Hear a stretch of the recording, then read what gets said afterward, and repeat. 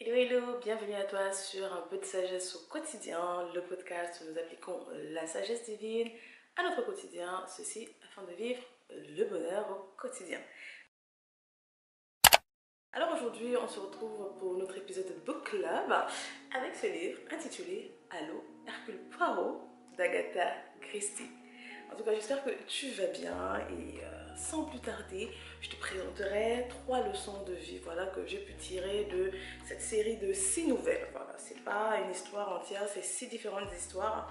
Bon, tu sais déjà ma joie quant à Agatha Christie, mon amour pour Agatha Christie. Et aujourd'hui, j'ai un autre set de leçons à te partager par rapport à la vie qui est important pour nous de comprendre, d'accepter et de prendre en compte par rapport aux choix et aux personnes qui sont autour de nous. Parce que comme je dis souvent, les policiers, tout ce qui est polar, criminel, tout ça, nous apprennent souvent énormément sur la psychologie humaine, en tout cas de mon point de vue. Tous les genres, mais il y a quelque chose derrière le polar et surtout avec les émotions négatives qui peuvent souvent pousser les êtres humains et nous aussi. Alors, première leçon, l'argent facile nous fait faire des choses terribles pour notre vie. L'argent, on va mettre facile entre guillemets. C'est vrai qu'habituellement, on va se dire que on ne ferait jamais certaines choses. Je suis d'accord avec toi, on va se dire ça. Mais dans ce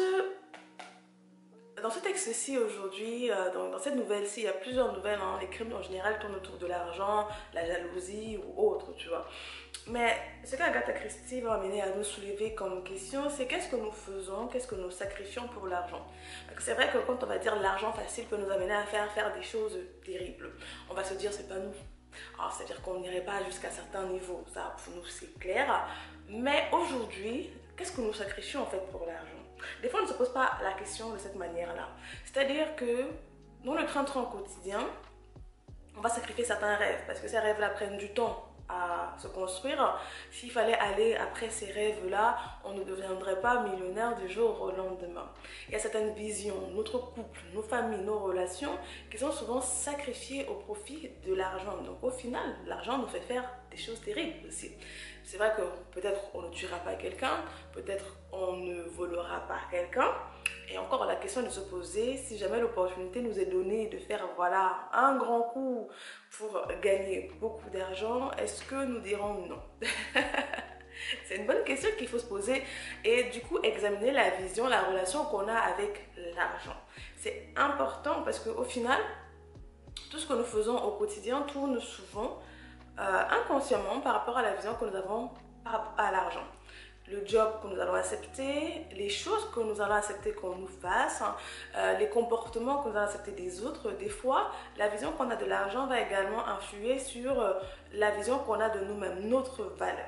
On ne fait jamais le lien entre les deux et pourtant la psychologie qu'on a vis-à-vis de l'argent reflète aussi souvent en partie notre jugement de valeur vis-à-vis de nous-mêmes. Donc c'est très important de se questionner au final par rapport à comment je vois l'argent. Ça va souvent indirectement nous donner une vision, une fenêtre dans notre propre être intérieur.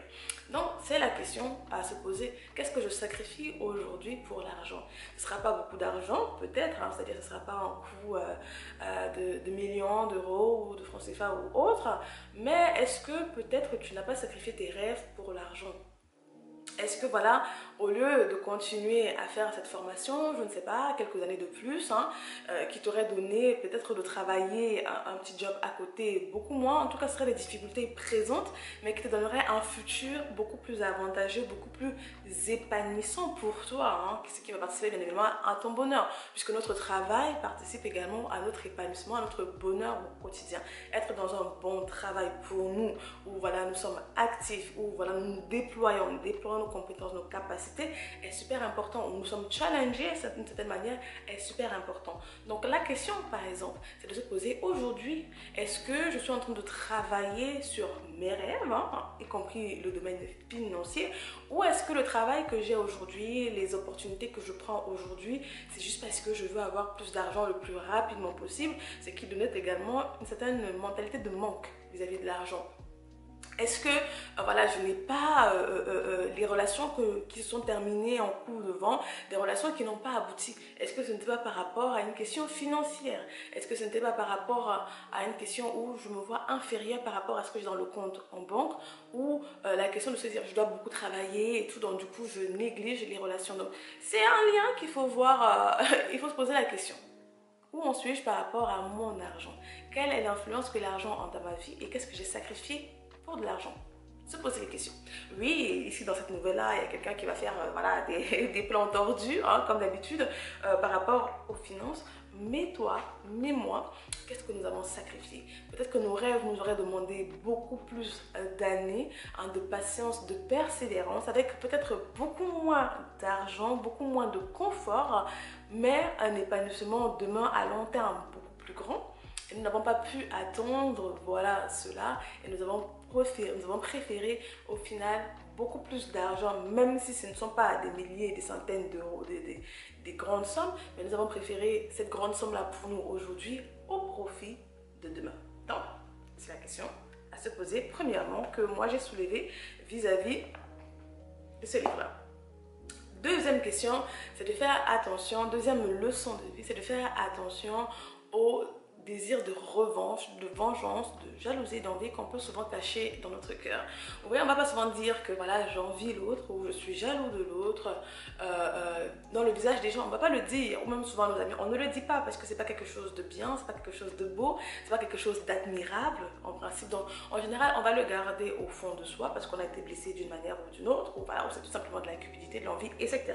En tout cas, des émotions négatives. Donc on les garde cachées au fond de nous et elles vont venir bien évidemment influencer nos actions au quotidien vis-à-vis de cette personne-là. Je suis toujours assez surprise, en tout cas j'étais assez surprise auparavant quand je lisais des histoires et j'entendais des gens ce qu'ils avaient fait par vengeance. C'est-à-dire qu'ils s'étaient fait mal, eux, en cours de route, hein, sur le chemin de la vengeance, ils se sont fait mal, eux, mais dans leur perception des choses, c'était pour faire plus mal à l'autre. Ça n'a pas vraiment de sens quand on écoute en extérieur, quand on est un étranger à la situation, mais pour eux, ça fait un sens. Donc, qu'est-ce que tu peux être amené à faire par vengeance? Et tu te dis que non, ça va faire plus mal à l'autre, alors qu'au final, c'est toi qui souffres. C'est pour ça que des fois, on va dire qu'il faut laisser le désir de vengeance, de revanche, de jalousie, tout ça, il faut les laisser.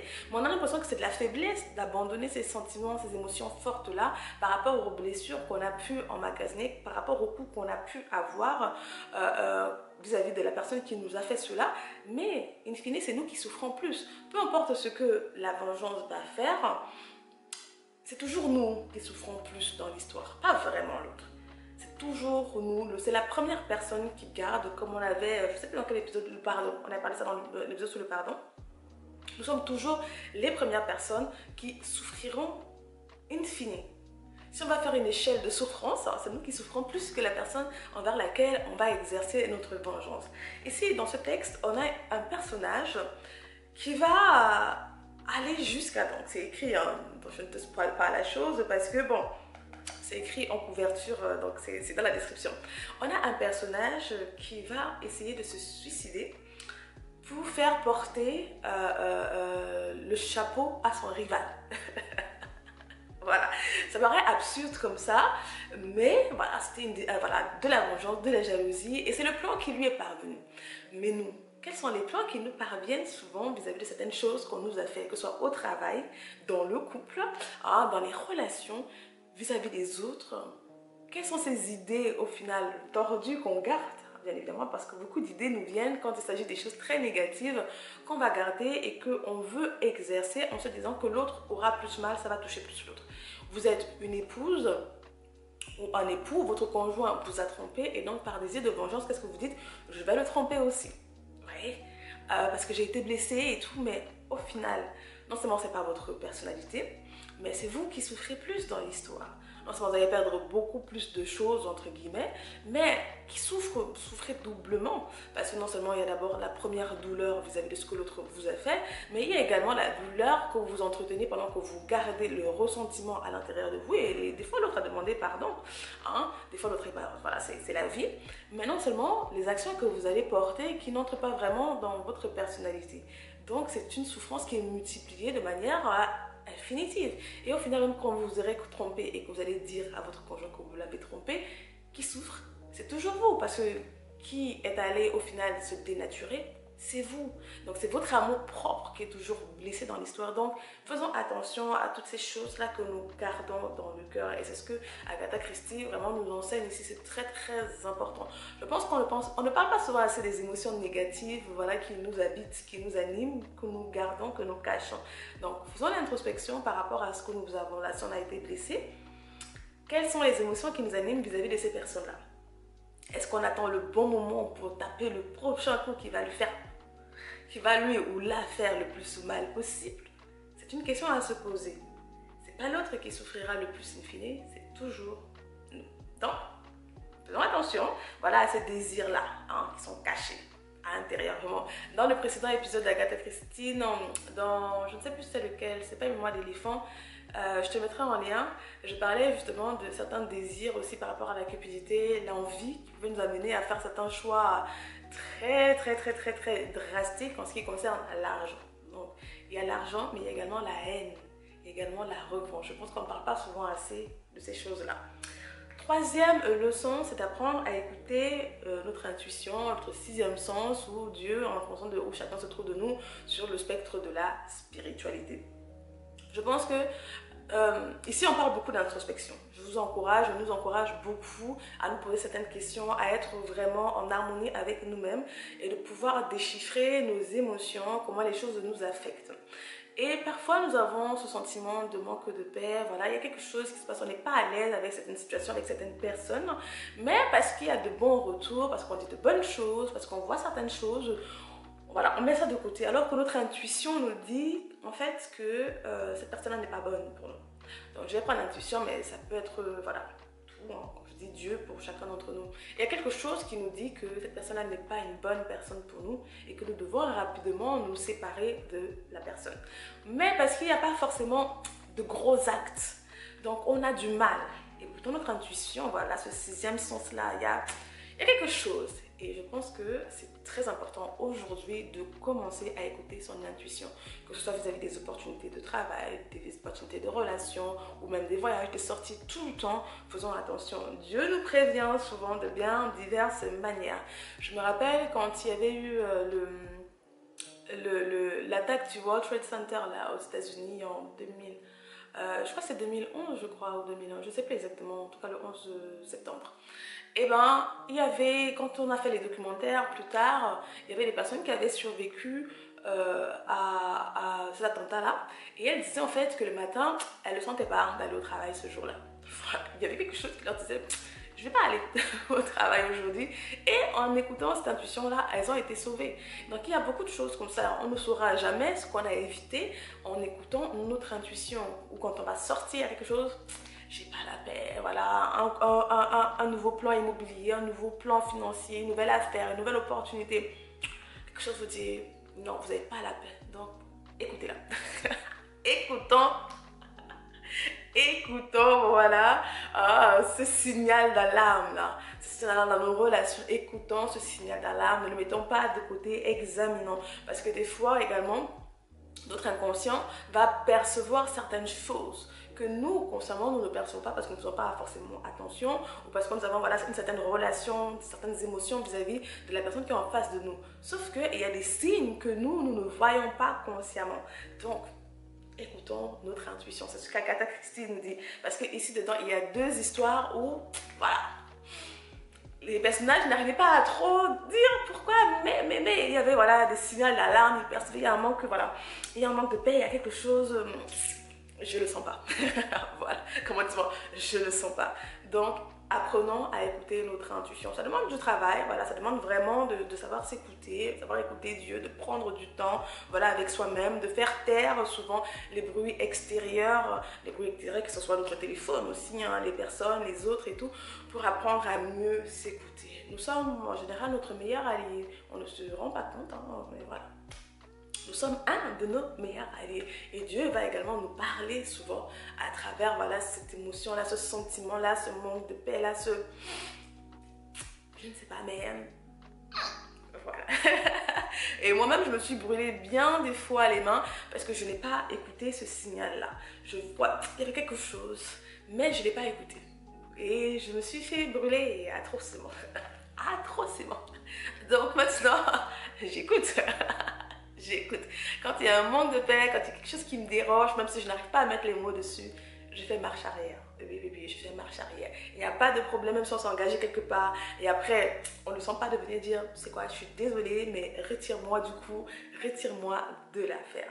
On ne sait pas ce qu'on évite souvent en écoutant ces signaux-là. Donc voilà les 3 leçons que j'ai pu tirer, voilà, à l'eau Hercule Poirot. C'est un livre qui se lit très rapidement, en tout cas, c'est facile, c'est un bon moment, on essaie de déchiffrer les différentes enquêtes pour savoir est-ce qu'on va arriver à la même conclusion que l'auteur. Et c'est toujours un bon moment, un fun moment. Donc voilà pour moi pour aujourd'hui. Dis-moi, est-ce que voilà, parmi ces 3 leçons-là, tu les appliques déjà, tu fais attention à cela? Qu'est-ce que tu en penses? Est-ce que tu as d'autres points de vue par rapport à la revanche, à la vengeance, tout ce genre de choses-là? Et la relation entre la vision qu'on a de l'argent et la vision qu'on a de nous-mêmes. Donc, c'est tout pour aujourd'hui. On se retrouve pour le prochain épisode. Tu peux continuer avec la playlist Book Club où je te partage vraiment des leçons tirées de divers livres et variés. Je n'ai pas voulu me cantonner au développement personnel parce que je trouve que c'est quand même dommage. Les auteurs sont tellement vastes et ils nous apprennent tous quelque chose au travers de leurs personnages. Maintenant, c'est à chacun d'entre nous de percevoir la manière dont on perçoit les choses. Donc, sur ce, je te dis à la prochaine. Prends soin de toi, prends soin des tiens et